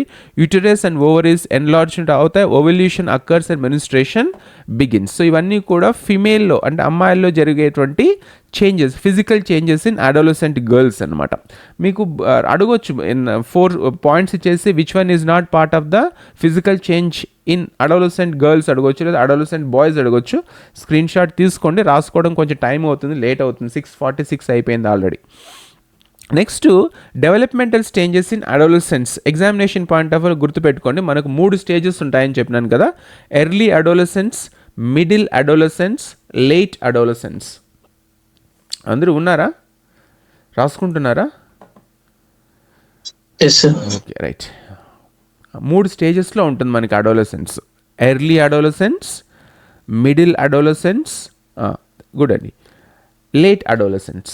ఎందుకంటే ఒక స్టేజ్ ఒక 10, 20, 30 నిమిషాల తర్వాత మనకు డైవర్షన్ స్టార్ట్ అవుతాయన్నమాట. పెద్దవాళ్ళకి ఇంకా ఎక్కువ డైవర్షన్స్ ఉంటాయి. ఏదో గుర్తుకొస్తుంది అనమాట, అది అట్లా గోక్కుంటాం, అయిపోయాయి అనమాట, మైండ్ వెళ్ళిపోతుంది మనకి పక్కనకి. కనుక 3 స్టేజెస్ ఉన్నాయి. Early adolescence, middle adolescence, late adolescence. Early adolescence 10 to 14 years age ఉంటుంది.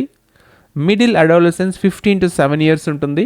లేట్ అడోలసెన్స్ 18 to 19 ఇయర్స్లో ఉంటుంది. సో మా వాడు ఇప్పుడు మిడిల్ అడోలసెన్స్ దాటేసి లేట్ అడోలసెన్స్లోకి ఎంటర్ అవుతున్నాడు. సో గ్రోత్లో ఏముంటుంది? సెకండరీ సెక్షువల్ క్యారెక్టర్స్ అపియర్ ఉంటుంది ఎర్లీ అడోలసెన్స్లో. తర్వాత growth accelerates and reaches peak. 10 నుంచి 14 సంవత్సరాల్లో చాలా వరకు గ్రోత్ స్పర్ట్ వచ్చి పిల్లలు చాలా పొడుగు అయిపోతారు, అమ్మాయిలు మార్పులు వస్తాయి. కాగ్నిషన్ వచ్చేటప్పటికి అంటే ఆలోచన శక్తి లేదా మేధా దానికి సంబంధించింది వచ్చేటప్పటికి కాంక్రీట్ థింకింగ్లోకి వెళ్తారు, కాంప్లికేటెడ్గా ఆలోచించడం మొదలు పెడతారు.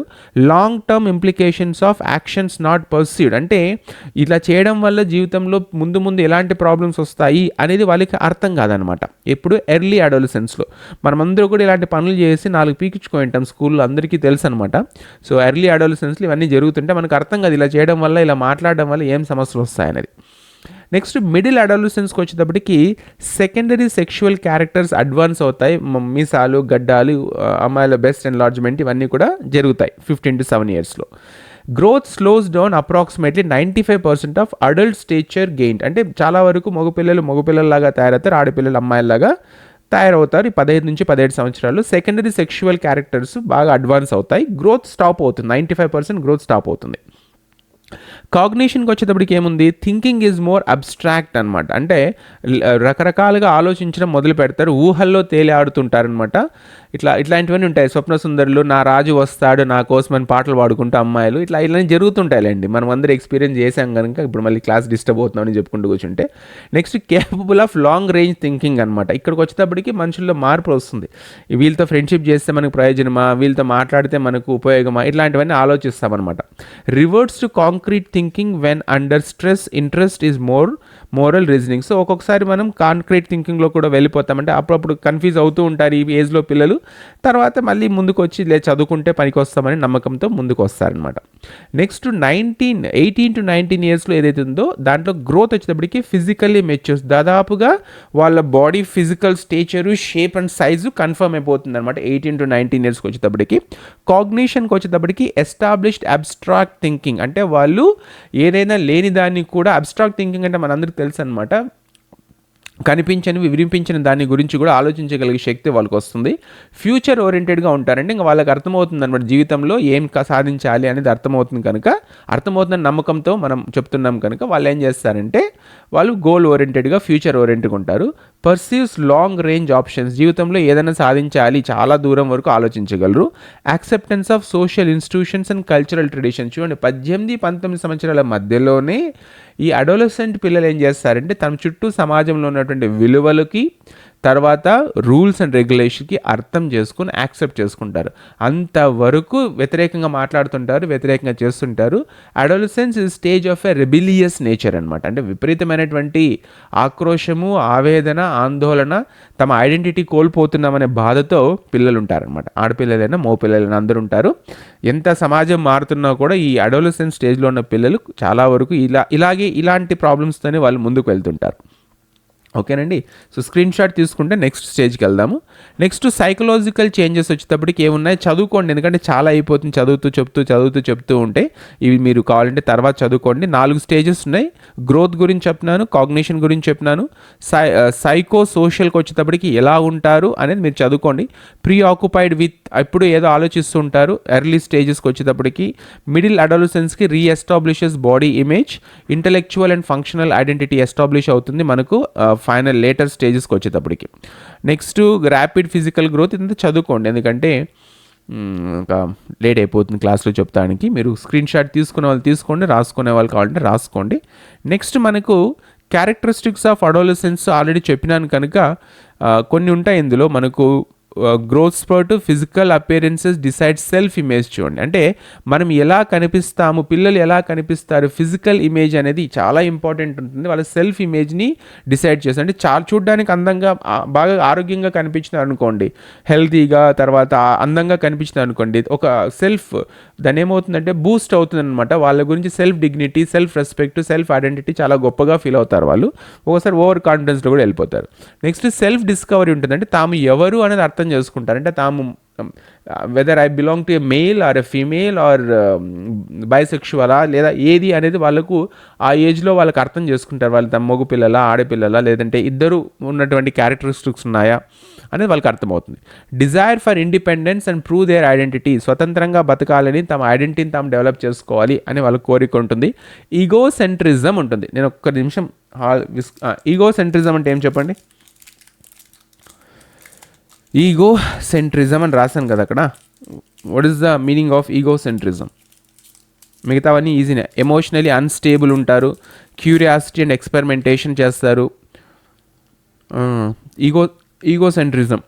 Peer influence outweighs parental affection, అంటే తల్లిదండ్రులు మీరు ఎంత చెప్పినా కూడా వాళ్ళు వింటారు అనమాట, వాళ్ళ ఫ్రెండ్స్ చెప్పిందే వాళ్ళు వింటుంటారు. సెల్ఫ్ సెంటర్డ్ తర్వాత ఓకే అండి. చేంజింగ్ ఫోకస్ ఆఫ్ రిలేషన్షిప్స్, రకరకాలుగా వాళ్ళు మారిపోతుంటారు, బ్రేకప్లు, మళ్ళీ లవ్ ట్రయాంగిల్ ఇవంతా ఉంటాయన్నమాట. Idealism and confrontation with religion, traditions and moral values. ఇది జరిగింది నాలో, మీలో కూడా జరిగింటుంది. ఈ రిలీజియన్కి, ట్రెడిషన్స్కి, మోరల్ వాల్యూస్కి మనకు ఎప్పుడు కన్ఫ్రంటేషన్ ఉంటుందన్నమాట. అంటే ఎందుకు మనం ఈ మతంనే పాటించాలా, ఎందుకు ఈ కులం, ఈ యొక్క ట్రెడిషన్స్నే మనం యాక్సెప్ట్ చేయాలా, ఎందుకు ఈ వాల్యూస్నే మనము ఇన్కల్టికేట్ చేసుకోవాలి, ఇవన్నీ తప్పు కదా. అందరూ మాటలు గొప్పగా చెప్తారు, చేసేవన్నీ పనికిమాలిన పనులే కదా. ఇట్లాంటివన్నీ అర్థమయ్యడం మొదలైనా అనుకోండి, కాన్ఫ్రంటేషన్ ఉంటుందన్నమాట.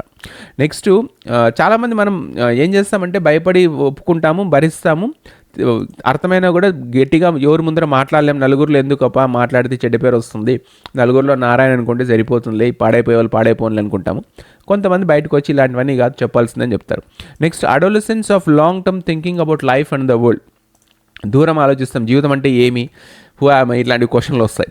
Next desire to be considered as an asset rather than a problem. వీళ్ళు మెయిన్ అనుకునేది ఏమంటే మమ్మల్ని మా అమ్మ నాన్నని ఎందుకు మమ్మల్ని ప్రాబ్లమ్గా ట్రీట్ చేస్తారు, why don't they accept as an asset, అంటే మమ్మల్ని కూడా ఒక గొప్ప ఆస్తిగా భావించవచ్చు కదా, ఎందుకు ప్రాబ్లం ఎప్పుడు చూసిన ప్రాబ్లమ్స్ అని చెప్తారని వీళ్ళు బాధపడుతుంటారు. అది చెప్పలేరు, వాళ్ళు ఎక్స్ప్రెస్ చేసే కెపాసిటీ ఉంటుంది. బట్ వీ షుడ్ అండర్స్టాండ్, పిల్లలు లేకపోతే ఎంత బాధ ఉంటుందో అది అర్థం చేసుకుని తెలుస్తుంది. నెక్స్ట్ ఛాలెంజెస్ ఆఫ్ అడోలసెన్స్లో ఏముంటుందంటే challenges related to physical development, challenges related to cognitive development, challenges related to psychosexual development, challenges related to social development, moral and spiritual challenges. ఈ 5 ఛాలెంజెస్ ఉంటాయి వాళ్ళకి అడోలసెన్స్లో అనమాట. ఇప్పుడు మనం ఒక్కొక్కటి చూసుకుందాము, రాసుకోండి. 5 ఛాలెంజెస్ ఉంటాయి. ఫిజికల్ డెవలప్మెంట్ అంటే అర్థం కాదనమాట, ఎందుకు నేను పొడుగు పెరగలేకపోతున్నాను, నాకు ఎందుకు కండలు రావడం లేదంటే మగపిల్లల్లో నేను ఎందుకు అందంగా తయారు కాలేకపోతున్నాను, ఎందుకు ఇంత పలసగా కురుచగా ఇలా పుట్టిగా నల్లగా పెడముఖం వేసుకొని ఇలా ఉంటాయంటే ఆడపిల్లలు, ఇలా రకరకాలు ఉంటాయన్నమాట. కాగ్నిటివ్ డెవలప్మెంట్ అనమాట, అంటే కొంతమందికి చాలా అవతల వాళ్ళు అన్ని ఆన్సర్లు చెప్తున్నారు, టక్ మని మాట్లాడుతున్నారు, ఏది అడిగినా చెప్పగలుగుతున్నారు, నాకెందుకు ఇలా కావటం లేదు. తర్వాత psychosexual development, social development, spiritual challenges, ఇవన్నీ కూడా టీనేజర్స్లో అడోలసెన్స్లో స్టార్ట్ అవుతుంది. నెక్స్ట్ అండర్స్టాండింగ్ సెల్ఫ్ అనమాట, అంటే మనల్ని మనం అర్థం చేసుకోవడానికి ఆ వయసులో ప్రయత్నం చేసినాము, ఇప్పుడు పిల్లలు కూడా చేస్తారు, ఎప్పుడు టీనేజ్లో అడోలసెన్స్లో చేస్తారనమాట. The exploration of alternative beliefs in various domains, ఇది the exploration of alternative beliefs in various domains. ఎందుకు మనము ఈ మతంలో పుట్టినాం కనుక ఈ మతంలోనే ఎందుకు బతకల్లా, ఈ కులంలో పుడితే ఎందుకు ఈ కులంలో మాత్రమే మనం పాటించాలా, ఈ కల్చర్లో పుడితే ఈ కల్చర్ని ఎందుకు చూసుకోవాలి, ఎందుకంటే బెటర్ రిలీజన్, బెటర్ వాల్యూస్ ఉన్నటువంటి సిస్టమ్ మనకు దొరికినప్పుడు వై కాంట్ వి షిఫ్ట్ అని ఇట్లా రకరకాల క్వశ్చన్స్ వస్తాయి. Alternative beliefs refers to the process of encountering and examining beliefs or values that differ from those which one was raised or that are dominant within their society. మీకు అర్థమైపోయింది, నేను ఇంక explain చేయాల్సిన అవసరం లేదు. మనం అందరూ కూడా దీనికి స్టిక్ ఆన్ అయిపోయి ఉంటాం అనమాట. అంటే మనం చిన్నప్పటి నుంచి ఏదైతే మనం చూసినామో, ఏదైతే మనకు నేర్పించినారో, మన మతము, మన కులము, మన ప్రాంతము, మన వర్గము, మన భాష, మన వేషము, ఇవే చాలా గొప్పవి అనుకుంటాము. దాంతో మనం ప్రతి ఒక్కరూ ఇదే చేస్తారన్నమాట. తెలుగోడు అంటే చాలా గొప్పవాడని తెలుగు వాళ్ళు అంటారు, కర్ణాటక వాళ్ళు కన్నడ అంటే గొప్ప అని వాళ్ళు అంటారు, తమిళ వాళ్ళు అయితే ద్రావిడులు మేమే అని వాళ్ళు అంటారు, కేరళ వాళ్ళు మాకే తెలుగుంది మిగతా వాళ్ళంతా అంటూ వాళ్ళు అంటారు. ఏ రాష్ట్రానికి పోయినా కూడా ప్రతి రాష్ట్రం వాళ్ళకి ఇడియోసింక్రసీస్ ఉంటాయి, ప్రిజుడీసెస్ ఉంటాయి, వాళ్ళే చాలా గొప్ప వాళ్ళంటూ నమ్ముతారు. వాళ్ళు నమ్మితేనే సంతోషంగా బతుకుతామన్నమాట మనం. అలా కాకుండా మా కల్చరు, మా వాల్యూస్, మా ట్రెడిషన్స్, మా బిలీఫ్స్, మా రిలీజన్, మా కాస్టు, మా యొక్క కల్చర్స్ ఇవన్నీ వేస్ట్ అంటే మనకు ఇంకెక్కడుంది చెప్పండి, ఐడెంటిటీ ఏముంది మనకు? Our identity means we are part of all these things. ఇంతకుమించి ఇంకేం లేదు ఐడెంటిటీ. తెలుగోడు అంటే చాలా గొప్పోడు అంటూ చిన్నప్పుడు నేర్పిస్తారు, ఎందుకంటే సంతోషంగా బతకాలంటే ఆ సెల్ఫ్ ఐడెంటిటీ కూడా మనకు అవసరం అనమాట. మనం తెలుగునే కాదు, ఎవరైనా కావచ్చు, ప్రతి దాంట్లోనూ చేసేది ఇదే అనమాట. కులంలో కూడా అలాగే నేర్పిస్తారు, మతంలో కూడా అలాగే నేర్పిస్తారు.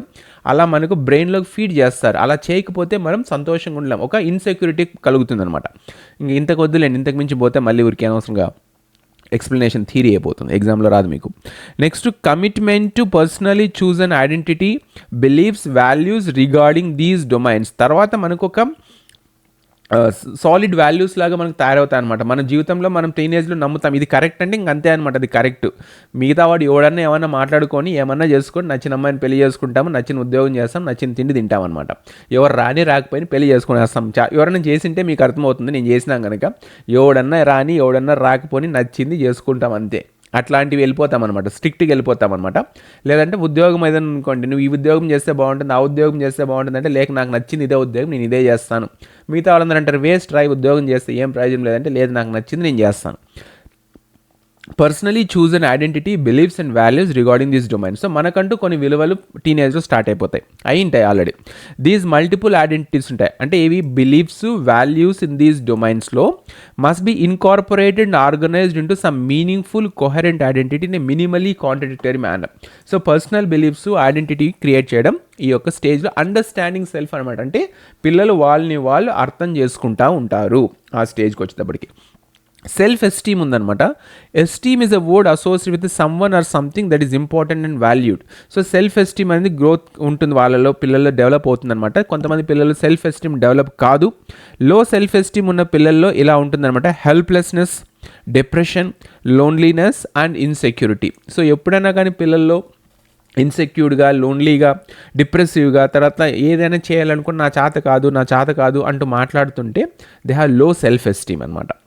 తర్వాత పాజిటివ్ సెల్ఫ్ ఎస్టీమ్ ఉన్న పిల్లలు అంటారు, positive self esteem helps people feel worthy and being loved and accepted and ఎక్విప్స్ them to cope with the life daily challenges. ఎవరికైతే సెల్ఫ్ ఎస్టీమ్ కరెక్ట్ లెవెల్లో ఉంటుందో వాళ్ళ జీవితంలో ఎలాంటి సమస్యలు వచ్చినా కూడా ఎదుర్కోగలరు. వాళ్ళకి తెలుసు అనమాట, నన్ను అభిమానించే వాళ్ళు చాలామంది ఉన్నారు, నన్ను ఇష్టపడే వాళ్ళు చాలామంది ఉన్నారు, నాకు కెపాసిటీ ఉంది, నేను చేయగలను అని. మనకు అందరికీ టీనేజ్లో ఇలాంటి ప్రాబ్లం వచ్చి ఉంటుంది. ఎవరైనా ఒక్కరన్నా మనల్ని ప్రేమించే వాళ్ళు దొరికితే చాలా రేపు ప్రపంచంలో సినిమాలు చూసి, తెలుగు సినిమాల యొక్క ప్రభావం అనమాట, జీవితంలో మనల్ని ప్రేమించే వాళ్ళు ఒక్కరన్నా లేకపోతే జీవితమే వేస్ట్ అన్నటువంటి ప్రభావంలో ఉంటాం కనుక ఆ ప్రేమలు కథలు మళ్ళీ మాట్లాడుకుందాంలేండి. సో సెల్ఫ్ కాన్ఫిడెన్స్ వస్తుంది, బూస్ట్ అవుతుంది అనమాట సెల్ఫ్ ఎస్టీమ్ వల్ల. లేకపోతే లో సెల్ఫ్ ఎస్టీమ్ వల్ల చాలా ప్రమాదాలు ఉన్నాయి. పిల్లలు సూసైడ్స్ కూడా అటెంప్ట్ చేస్తారు. ఈ లో సెల్ఫ్ ఎస్టీమ్ కారణం మెయిన్ టీనేజ్లో ఫిజికల్ అపియరెన్సెస్ ఉంటుందన్నమాట. ఎంత చెప్పినా కూడా physical appearance matters allot in our life, not only in our life, in everybody's life. Next 4 conditions of developing a healthy self esteem. ఇవన్నీ వస్తాయో రావో నాకైతే తెలీదు, కాకపోతే డీప్గా చదువుకుంటే మనకి ఎప్పటికైనా పనికి వస్తుంది కనుక వినండి. 7 అయింది, ఒక 5 minutesలో మిమ్మల్ని బాధ పెట్టిన వదిలేస్తాను. 4 conditions for developing a healthy self esteemలో ఫస్ట్ కనెక్టివ్నెస్ అనేది ఒకటి ఉంటుంది. Identifying with a group of people, అంటే మనకు ఎలాంటి గ్రూప్తో కనెక్ట్ అయి ఉన్నామో మనల్ని అర్థం చేసుకోగలిగితే, అంటే మనం బాగా తిరిగే వాళ్ళతో తిరిగితే బాగుంటుందా, లేకపోతే బాగా చదివే వాళ్ళతో కలిసి తిరిగితే బాగుంటుందా, లేకపోతే అసలు సోమరిపోతులతో కలిసి తిరిగితే బాగుంటుందా, బాగా కష్టపడే వాళ్ళతో కలిసి తిరిగితే బాగుంటుందా అనేది పిల్లల్లో అర్థం చేసుకొని అలాంటి గ్రూప్లను తిరుగుతారు. మీకు కొంతమంది పిల్లలు మనం చూస్తామన్నమాట, రే వద్దురా వాళ్ళతో చెడు స్నేహాలు చేయొద్దురా, వాళ్ళతో ఎందుకు తిరుగుతారా అంటే నువ్వు ఎంతన్నా చెప్పువాడు, వాడు మాత్రం వాళ్ళతోనే తిరుగుతాడు. 4 పీకినా తిరుగుతాడు, తిట్టినా తిరుగుతాడు. ఎందుకంటే he identified himself with that particular group. So అమ్మాయిల్లో కూడా ఇలాగా ఉంటుందన్నమాట. చదువుకోండి, తర్వాత లేట్ అవుతుంది. కనెక్టివిటీనెస్ అనేది ఒక కండిషన్. 4 కండిషన్స్లో ఒకటి కండిషన్ నుంచి కనెక్టివ్నెస్. స్క్రీన్ షాట్ తీసుకోండి. నెక్స్ట్ వచ్చేటప్పటికి యునీక్నెస్ అనమాట. Uniqueness is a special sense of self that individuals feel when they can acknowledge and respect qualities and attributes that make them special and different and when they receive respect and approval from others for these qualities. అంటే ఎప్పుడన్నా కానీ పిల్లల్ని మనం పొగిడినప్పుడు నిజంగా real appreciation, genuine appreciation చేసినప్పుడు వాళ్ళకి సంతోషం కలుగుతుంది అనమాట. నన్ను ఎవరు పొగుడుతున్నారు, ఎందుకు పొగుడుతున్నారంటే నా ఈ స్కిల్ ఉంది కదా, ఈ స్కిల్ బాగా మాట్లాడుతున్నానో బాగా చెప్తున్నానని పొగుడుతారు కదా అని అప్రూవల్ తీసుకుంటారనమాట. రెస్పెక్ట్ కలగడం వల్ల వాళ్ళ ఆ స్కిల్ని డెవలప్ చేసుకుంటారు. ఓకేనా. థర్డ్ వచ్చేటప్పటికి పవర్ అనమాట. 4 కండిషన్స్లో ఫస్ట్ వన్ వచ్చేటప్పటికి కనెక్టివ్నెస్, సెకండ్ వన్ వచ్చేటప్పటికి యునీక్నెస్, థర్డ్ వన్ వచ్చేటప్పటికి power. The feeling of power with in an individual comes from having the resources, opportunity and capability to influence the circumstances of one's own life in important ways. ఎవరైతే జీవితంలో రకరకాల సందర్భాల్లో వాళ్ళకున్నటువంటి resources, వాళ్ళకున్నటువంటి అవకాశాలు, వాళ్ళకున్నటువంటి capabilities వల్ల సర్కమ్స్టాన్సెస్ని influence చేయగలిగితే, అంటే ప్రభావితం చేయగలిగితే, తన చుట్టూ ఉన్న పరిసరాల్ని, మనుషుల్ని ప్రభావితం చేయగలిగితే అది పవర్ఫుల్గా ఫీల్ అవడానికి ఒక అవకాశం ఉంటుందన్నమాట. సెల్ఫ్ ఎస్టీమ్ బూస్ట్ అవుతుంది. Next role models. మనకు ఎవరు రోల్ మోడల్స్ ఉంటారనేది దాని మీద. సో 4 పాయింట్స్ ఉన్నాయి చూసుకోండి. 4 వచ్చేటప్పటికి ఏమున్నాయి? కనెక్టివ్నెస్, యునీక్నెస్, పవర్, రోల్ మోడల్స్. ఈ 4 conditions for developing a healthy self esteem. అంటే ఎవరితో కనెక్ట్ అయి ఉండాలి, తర్వాత ఎలాంటి స్కిల్స్ ఉంటే రెస్పెక్ట్ సమాజంలో దొరుకుతుంది, తర్వాత ఎలాంటి సిచ్యువేషన్స్లో మనల్ని మనం పవర్ఫుల్గా ప్రూవ్ చేసుకోగలము, తర్వాత రోల్ మోడల్స్. సో మనకున్నటువంటి రోల్ మోడల్స్ ఎవరు ఉన్నారు అనేది. ఈ రోజుల్లో టీనేజ్ పిల్లలకి Instagram, reels, TikToks, YouTube shorts, so వాళ్ళకున్నటువంటి రోల్ మోడల్స్ వీళ్ళే అనమాట. సో వీళ్ళని చూసుకొని వాళ్ళ ఫిల్టర్స్ వాడుకొని రకరకాలుగా అందంగా కనిపించడము, లేదంటే రకరకాల పనులు చేస్తున్నట్టు చూపించడము, గ్రాఫిక్ డిజైన్స్, ఎడిటింగ్ వల్ల ఏమవుతుందంటే మిగతా పిల్లల్లో చాలా వరకు ఇన్ఫీరియారిటీ కాంప్లెక్స్ డెవలప్ అవుతుంటుందన్నమాట. Next how does peer pressure affect the adolescence. Peer pressure మనకు అంటే చుట్టూ ఉన్న పిల్లల వల్ల వాళ్ళకి మీద ఎలాంటి ప్రభావం చూపుతుంది. ఫ్యాషన్ చాయిస్ అనమాట. సో బట్టలు మనకు తెలుసు, ఎవరైనా మంచి కొత్త బట్టలు వేసుకొస్తే మనకు అలాంటివి వేసుకురావాలని, వాళ్ళ ట్రెండ్స్ మనం కూడా ఫాలో కావాలని. తర్వాత ఆల్కహాల్ అండ్ డ్రగ్ యూజ్ ఉంటుంది. Decisions to have a boy friend girl friend. So ఆ ఏజ్లో బాయ్ ఫ్రెండ్ ఉండాలని, గర్ల్ ఫ్రెండ్ ఉండాలని కోరిక ఉంటుంది. దానికోసం ఎంతగానో తెగిస్తారు. దురదృష్టవంతులకి సమాజంలో సమస్యలు వస్తాయన్నమాట. Choice of friends, academic performance, having attractive possessions and portraying a higher standard of living. So ఇవన్నీ కూడా మనకు ప్రెషర్స్ ఉంటాయి. అంటే మిగతా వాళ్ళు మనకంటే చాలా గొప్పగా బతుకుతున్నారు. డబ్బు ఉంటే ఇది జరిగింటుంది మనందరికీ కూడా. మనకంటే మన పక్కింటి వాళ్ళు డబ్బు ఉండి కార్లలో మేడల్లో ఉంటే తిరుగుతూ ఉంటే మనకు తెలియకుండానే ఒక రకమైనటువంటి ప్రెషర్కి మనం గురవుతాం. మనం కూడా జీవితంలో సాధించుకోవాలి అని. నెక్స్ట్ డెవలపింగ్ ఇంటర్పర్సనల్ స్కిల్స్ వచ్చేటప్పటికి అక్వటెన్స్ రాసుకోండి, మళ్ళీ కావాలంటే చదువుకోండి, చాలా టైం పడుతుంది చెప్పుకుంటూ పోతే అంతా కూడా. డెవలపింగ్ ఇంటర్పర్సనల్ రిలేషన్షిప్ స్కిల్స్ అనమాట. Acquaintance, becoming acquainted depends on previous relationships, physical proximity, first impressions and a variety of other factors వల్ల దీనికి మనకు అక్వటెన్స్ ఉంటుంది. ఎవరితో స్నేహం చేయాలి అనేది ఉంటుంది. నెక్స్ట్ బిల్డప్ అనమాట. During this stage people begin to trust and care about each other అనమాట. సో రాసుకోండి, బుల్లెట్ పాయింట్స్ రాసుకోండి. అక్వటెన్స్ ఒకటి, బిల్డప్ ఒకటి. Next continuation. This stage follows a mutual commitment to long term friendship, romantic relationship or marriage. So ఇలా develop అవుతాయి అనమాట. Interpersonal skills ఒకటి నుంచి ఒకటి దానికి డెవలప్ అవుతాయి. ఇంకొకసారి చెప్తున్నా, అక్వటెన్స్ అర్థం చేసుకుంటారు, ఎవరితో కలిసి తిరగాలి, ఎవరితో మాట్లాడాలి. బిల్డప్ అవుతుంది అనమాట. ఎమోషనల్గా అటాచ్మెంట్ స్టార్ట్ అవుతుంది. తర్వాత కంటిన్యూయేషన్లో వాళ్ళు లాంగ్ టర్మ్ ఫ్రెండ్షిప్ కావచ్చు, లేదా రొమాంటిక్ రిలేషన్షిప్లో కావచ్చు, చివరికి పెళ్లి చేసుకోవడం వరకు జరుగుతుంది. మ్యూచువల్ ట్రస్ట్ అనేది దీనిలో చాలా ఎక్కువ ఉంటుంది. నెక్స్ట్ డిటోరరేషన్. కొద్ది రోజుల తర్వాత రిలేషన్షిప్స్ అన్నీ కూడా ఏమవుతాయి, పోతాయన్నమాట. ఫస్ట్లో చాలా గొప్పగా ఉంటుంది, ఇవన్నీ అయిపోయిన తర్వాత చివరికి వచ్చేటప్పటికి లాస్ట్కి డిటోరరేషన్ స్టార్ట్ అవుతుంది అనమాట. సైన్స్ ట్రబుల్ వస్తుంది, ఎందుకంటే బోర్డమ్, రెసెంట్మెంట్, డిస్సాటిస్ఫాక్షన్ వల్ల డిటోరరేషన్ అవుతుంది అనమాట. టెర్మినేషన్, చివరికి రిలేషన్షిప్ స్టాప్ అవుతుంది. ఫ్రెండ్షిప్ ఇలాగ స్టార్ట్ అవుతుంది అనమాట. ఫ్రెండ్షిప్ కావచ్చు, రిలేషన్షిప్ కావచ్చు. Acquaintance, build up, continuation, deterioration and termination. So final స్టేజ్కి ఏమవుతుందో ఒక రిలేషన్షిప్ ఎండ్ అవుతుంది. పిల్లల్లో మీరు గమనించుంటారు, ఎంత త్వరగా స్నేహం చేస్తారు అంత త్వరగా విడిపోతారు. మగ పిల్లలు అయితే చాలా త్వరగా విడిపోతారు. ఆడపిల్లలు విడిపోరు, లోపల అసూయ ద్వేషాలతో మండిపోతూ రగిలిపోతూ ఉంటారు, పైకి మాత్రం మాట్లాడుతూ ఉంటారు అనమాట. ఎందుకంటే బాయ్స్ ఇంటర్నల్ క్వాలిటీస్లో ఒకటి వచ్చేటప్పటికి కాన్ఫ్లిక్ట్ అనేది కామన్ అనమాట. అంటే కాంపిటేటివ్ నేచర్లో ఉంటారనమాట మగపిల్లలు. ఆడపిల్లలు వచ్చేటప్పటికి కోఆపరేటివ్ నేచర్లో ఉంటారు. ఇది రెండు క్యారెక్టరిస్టిక్స్ న్యాచురల్ క్యారెక్టరిస్టిక్స్ అనమాట. Competitive nature is common among boys and cooperative nature is common among girls. కాదంటే ఎవరైనా చెప్పొచ్చు. ఇదంతా చాలా రాసుకున్నానండి, ఇది చెప్పుకుంటూ పోతే చాలా గంటలు అయిపోతుంది. సోషలైజేషన్ ఆఫ్ అడాలసెన్స్లో primary socialisation, secondary socialisation, developmental socialisation, anticipatory socialisation, resocialisation ఉంది. రోల్ ఆఫ్ టీచర్స్ లాస్ట్కి వచ్చేసింది. ఫ్రెండ్స్, మనం టీచర్స్ ఏం రోల్ ప్లే చేయాలి అడాలసెంట్ చిల్డ్రన్ ఉన్నప్పుడు, అడాలసెంట్ స్టూడెంట్స్ విద్యలో టీచర్స్ ప్లే చేయాల్సిన రోల్ ఏమంటే we should be friendly with the students. అలాగంటే మళ్ళీ భుజాలు చేతులు వేసుకుని ఏరా ఓరా అంటే వాడు కూడా ఏరా ఓరా అంటాడు. ఎంతవరకు ఫ్రెండ్లీగా ఉండాలో అంతవరకు ఫ్రెండ్లీగా ఉండాలి. And we should play the role as a second parent. తర్వాత మెంటర్గా, గైడ్గా, కౌన్సిలర్గా, ఫెసిలిటేటర్గా ఇన్ని రోల్స్ మనం ప్లే చేయాల్సి ఉంటుంది when we have an adolescent children in our class room. ఇంకా నెక్స్ట్ ఇవి వేరేదండి, ఏజెన్సీస్ ఆఫ్ సోషలైజేషన్ వచ్చేటప్పటికి ఇవన్నీ వేరే వస్తాయి. సో ఇక్కడ వరకు మీకు నేను చెప్పింది ఈరోజు అడాలసెంట్ గురించి చెప్పినాను, అడాలసెన్స్ ఎడ్యుకేషన్ గురించి చెప్పినాను. మీరు ఇచ్చినటువంటి మెటీరియల్, నా దగ్గర ఉన్నటువంటి మెటీరియల్ చూసుకున్న తర్వాత నేను అప్పుడెప్పుడు 2 ఏళ్ల క్రితం 3 ఏళ్ల క్రితం తయారు చేసుకున్న మెటీరియలే నాకు ఎందుకో బాగా అనిపించింది కనుక దాన్నే బేస్ చేసుకుని చెప్తున్నాను. ఒక 2 నిమిషాలు రివైజ్ చేసుకొని స్టాప్ చేద్దాం.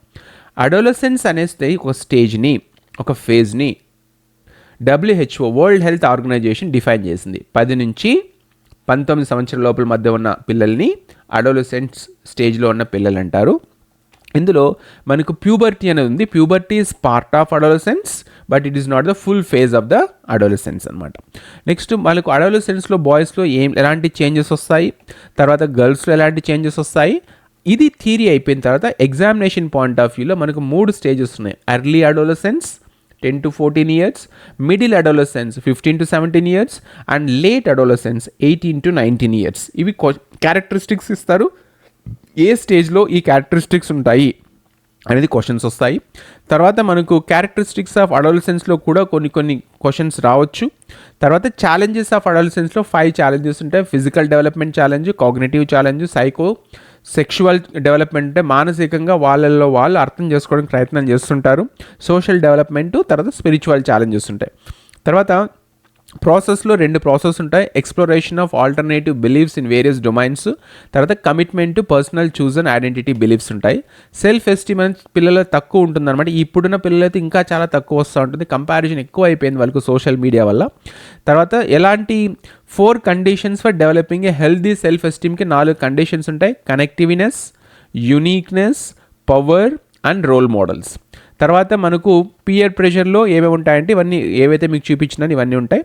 డెవలపింగ్ ఇంటర్పర్సనల్ రిలేషన్షిప్ స్కిల్స్లో 4 ఉంటాయి, 4-5 ఉన్నాయి. ఒకటి అక్వెటెన్స్, buildup, continuation, deterioration and termination. 5 స్టేజ్లు ఉంటుందన్నమాట. అంటే మొదట్లో ఎవరితోనో స్నేహం చేస్తారు, ఆ స్నేహాన్ని పెంపొందించుకుంటారు, తర్వాత చాలా ఎమోషనల్గా కనెక్ట్ అయిపోతారు, కంటిన్యూయేషన్ అవుతుంది. డిటోరరేషన్ కొన్ని రోజుల తర్వాత మొహం మొత్తుతుంది, లేకపోతే విసుగొస్తుంది, కనుక బోర్డమ్ అనేది క్రియేట్ అవుతుంది. లాస్ట్లో ఆ యొక్క స్టేజ్లో టెర్మినేషన్ అవుతుంది ఇంటర్పర్సనల్ స్కిల్స్లో. సో మనకు రోల్ ఆఫ్ టీచర్స్ వచ్చేటప్పటికి we should play the role as a friends, second parents, mentors, guides, counsellors and facilitators. So ఈరోజు మనకు అడాలసెన్స్ ఎడ్యుకేషన్ అయిపోయింది. వాల్యూ ఎడ్యుకేషన్, అడాలసెన్స్ ఎడ్యుకేషన్ రెండింటిని కంప్లీట్ చేశాము. మిగతావి ఏవైతే ఉన్నాయో అవి సాయంత్రం క్లాస్లో చూసి టుమారో ఫ్రైడే మార్నింగ్ ఈవినింగ్ క్లాసెస్లో ఏదైతే మనకి మెయిన్ పెద్ద టాపిక్ ఏదైతే మనకు క్లాస్లో ఉందో దాన్ని మీకు నేను కంప్లీట్ చేస్తాను. ఎడ్యుకేషనల్ కన్సర్న్స్ ఇన్ కాంటెంపరీ ఇండియాలో ఉన్నటువంటి టాపిక్స్ని మీకు నేను ఫ్రైడే సాయంత్రం లోపల కంప్లీట్ చేస్తాను. So this is from my side. If you have any questions, you can ask me.